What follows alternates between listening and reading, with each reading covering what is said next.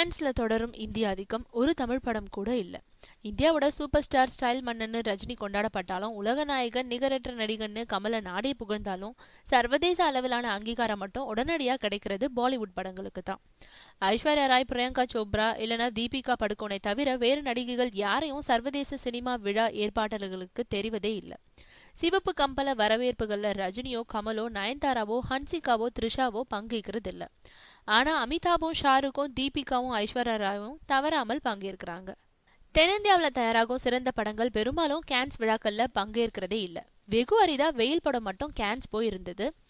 பில்லா போன்ற படங்களை கேன்ஸுக்கு வெளியே ஜஸ்ட் திரையிட்டு திருப்திப்படுத்தி கொண்டாங்க. ஆனா மற்ற தென்னிந்திய மொழி படங்கள் எதுவுமே கேன்ஸ்ல பங்கேற்கிறது இல்ல. இது பத்தி தென்னிந்திய மொழி படங்களோட இயக்குநர்களோ, தயாரிப்பாளர்களோ இல்லனா சினிமா அமைப்புகளோ கவலைப்படுறதும் இல்ல. படங்களை அங்க கொண்டு போக முயற்சி எடுக்கிறதும் இல்ல. ஏன் எடுக்கணும், அதுல என்ன நன்மைலாம் கேட்கறவங்களும் இருக்கதான் செய்யறாங்க. இன்னைக்கு ஹாலிவுட் படங்கள் உலகம் எங்கும் நீக்கமர நிறைஞ்சிருக்கும் காரணங்களால இதுவும் ஒண்ணு.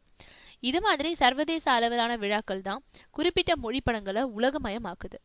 அந்த மொழி சினிமாவுக்கான சந்தைகளை விரிவுபடுத்தவும் உதவும்.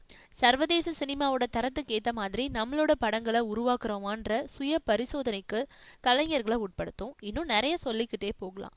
இந்த ஆண்டு தான் கமல்ஹாசன் தலைமையில ஒரு குழு கேன்ஸ் போயிருக்காங்க.